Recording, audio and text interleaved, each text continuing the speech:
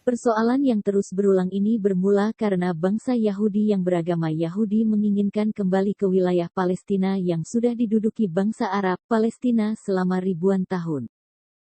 Dosen Departemen Hubungan Internasional UGM ini memaparkan bahwa orang-orang Yahudi ini memang pernah tinggal di wilayah Palestina, tapi kemudian Kristen datang dan mereka diusir oleh Nebukadnezar dari Romawi. Katanya, ada banyak versi.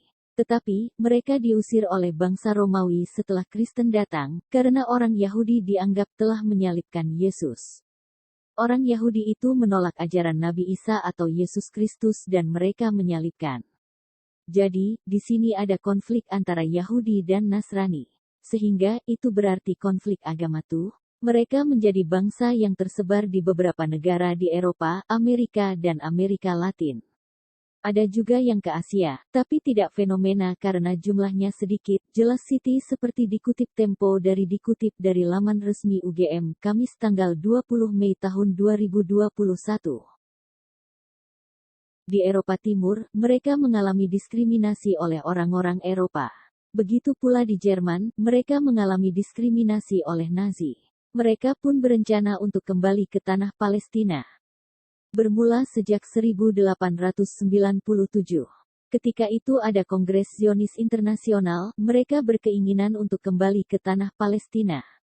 Tanah Palestina ketika itu dikuasai Inggris, mereka mengajukan kepada Inggris untuk memberikan tanah Palestina kepada bangsa Yahudi.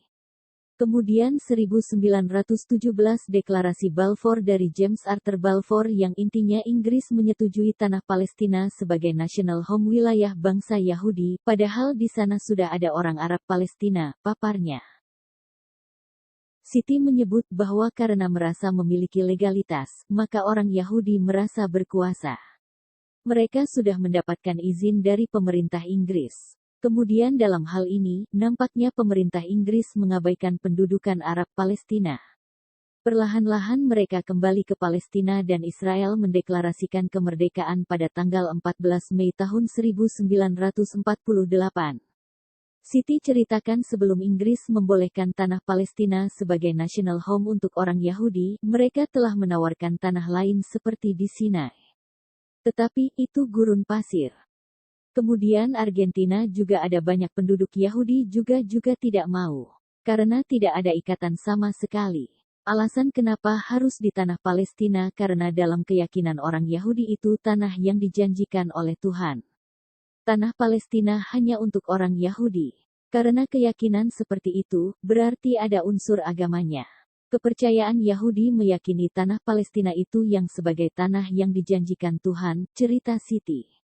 Menurut Siti, kondisi saat ini sebenarnya sudah modern.